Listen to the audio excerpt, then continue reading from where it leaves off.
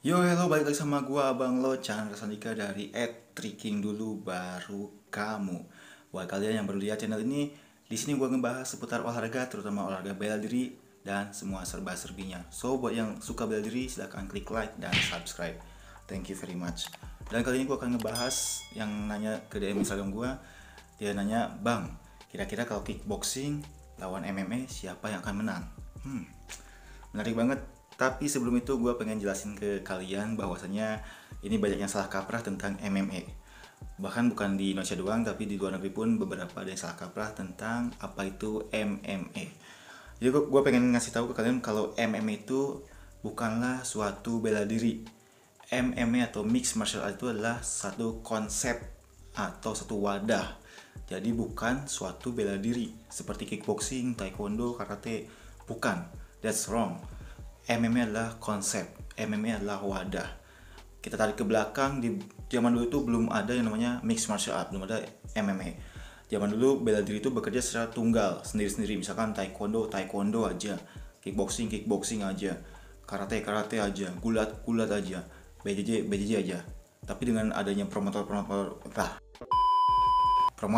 pertandingan, akhirnya orang pada lihat bahwasanya suatu bela diri itu mempunyai kekurangan dan kelebihannya masing-masing, dan mereka berpikiran kenapa tidak digabungkan. Akhirnya muncul nih istilah mixed martial art, yaitu penggabungan dari satu piece dengan piece yang lainnya, dari bela diri A dengan bela diri B dengan bela diri C digabungkan, terjadilah yang namanya mixed martial art alias MMA yang kita kenal seperti sekarang, dimana ada striking, ada fase clinch, ada fase takedown, ada fase ground fighting, jadi lengkap banget.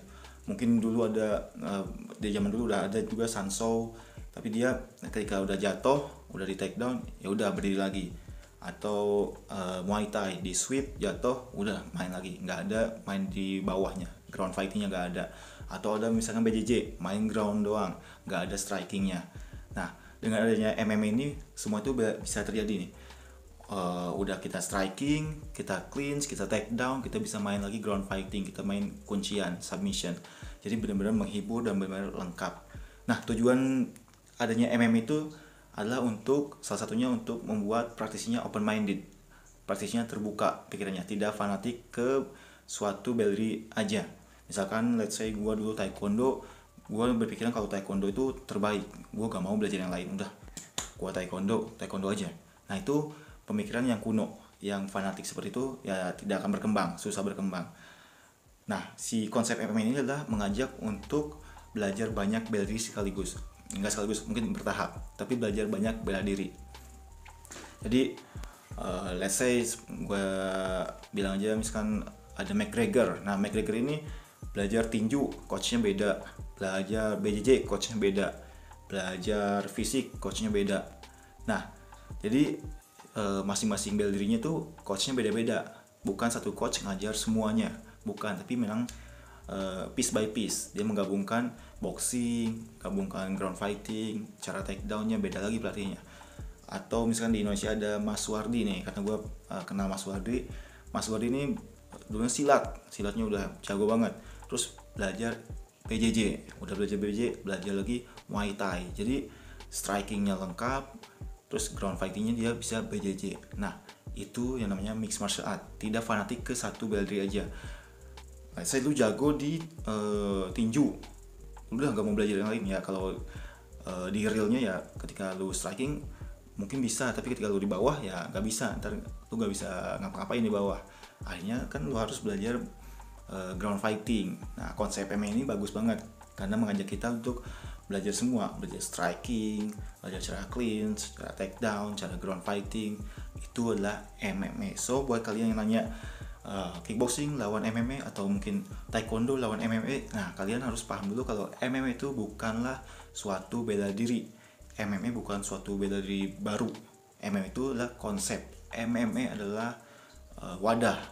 Jadi kalian harus pahami dulu apa itu MMA sebelum membanding-bandingkan. Atau iya, misalkan banyak juga yang kayak gini nih, gue pengen belajar MMA, gue pengen belajar MMA. Nah, kalian harus paham dulu MMA itu apaan. MMA itu bukan satu bela diri. Lu mau belajar semuanya ya susah. lu harus belajar dulu satu-satu. Misalkan lu belajar boxing dulu, lu belajar Muay Thai dulu, baru belajar di bawahnya ground fightingnya, BJJ-nya. Misalkan kalau sekarang ya mungkin kalau untuk pemula ada camp-camp yang bisa ngajarin MMA secara menyeluruh ada, tapi ketika lu udah ke profesional ya lu harus cari guru tinjunya sendiri, dan guru ground fightingnya beda lagi, guru tendangannya beda lagi. Jadi untuk di level advance-nya lu harus mempunyai coach yang beda-beda, lebih mengerucut lagi, lebih terspesialisasi lagi. Jadi tidak bisa satu coach ngajarin semuanya, itu akan sangat sulit banget. So itu aja video dari gua, semoga kalian paham dengan bahasa gua yang belibet ini, dan ya semoga sedikit jadi gambaran bahwasanya MMA itu bukanlah bela diri guys. MMA adalah konsep dan wadah. Gua Channel Senika, see you on the next videos. Kalau suka silahkan like, kalau gak suka silahkan di dislike, subscribe.